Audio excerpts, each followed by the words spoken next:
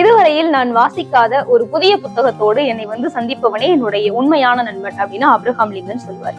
ஒவ்வொரு வருஷமும் செப்டம்பர் 6ஆம் தேதி புத்தக தினமா கொண்டாடப்படுது. அதை முன்னிட்டு நம்ம சேலம் மாவட்டம் தமிழ்ச்சங்கம் சாலையில அமைஞ்சிருக்கக்கூடிய அறிஞர் அண்ணா நூலகத்துல பல வருடங்களா வாசிப்பாளர்களா வாசகர்களா இருக்கக்கூடிய நிறைய பேரு அவங்களுக்கு ரொம்ப பிடிச்ச புத்தகம் என்ன, நூலகம் அவங்களுக்கு எப்படிப்பட்ட ஒரு அனுபவத்தை கொடுக்குது அப்படின்றத பத்தின பல விஷயங்களையும் நம்ம கூட பகிர்ந்துக்க போறாங்க.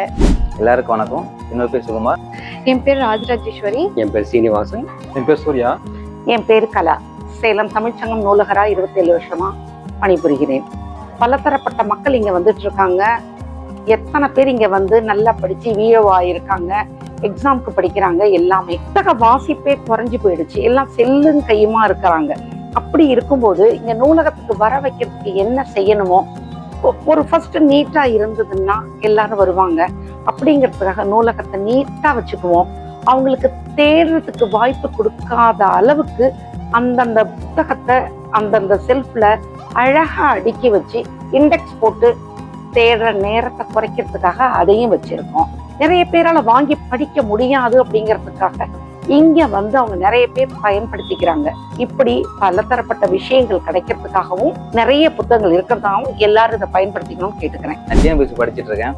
நான் ஒரு ஷெடியூல் ஃபாலோ பண்ணேன்னா வீட்டில் இருந்து படிக்கும்போது அந்த ஷெடியூல் கண்டிப்பாக என்னால் ஃபாலோ பண்ண முடியாது. ஏதாவது டிராபேக் ஆயிரும். நம்ம அந்த ஷெடியூல் நம்ம நாளைக்கு பண்ணலாம் அப்படின்னு அந்த இதே தள்ளி போயிடும்.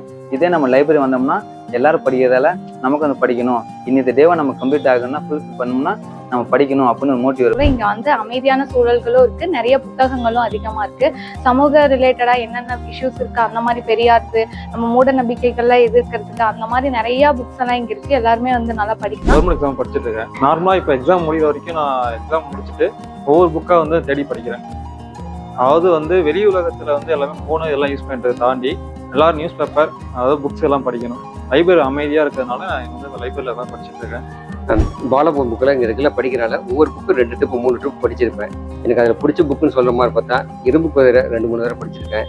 இப்போ ஆசை நிவேதம் படிச்சிருக்கேன். ஸோ இதுதான் புக்கு கிட்டத்தட்ட எல்லா புக்குமே 2 ட்ரிப் 3 ட்ரிப் படிச்சிருக்கேன். எல்லா புக்கும் படிச்சு தான் இருக்குது. இது ரெகுலராக எனக்கு இங்கே இருக்கனால எனக்கு இந்த புக் ஷாப் இந்த ரொம்ப பிடிச்ச விஷயம் இங்கே தான். எல்லாருக்கும் இனிய புத்தக தின நல்வாழ்த்துக்கள். அனைவருக்கும் புத்தக தின நல்வாழ்த்துக்கள். இனிய புத்தக தின நல்வாழ்த்துக்கள்.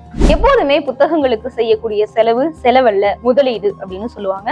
புத்தகங்களை நேசிக்கக்கூடிய வாசகர்கள் அனைவருக்கும் புத்தக தின வாழ்த்துக்கள். அப்படியே நீங்க வாசிச்சதுலயே உங்களுக்கு ரொம்ப பிடிச்ச புத்தகம் என்ன அப்படின்றத கமெண்ட் பண்ணுங்க. இதே மாதிரியான நிறைய வீடியோஸ்க்கு நம்ம சோனா எஃப்எம் பேஜை ஃபாலோ பண்ணிக்கோங்க.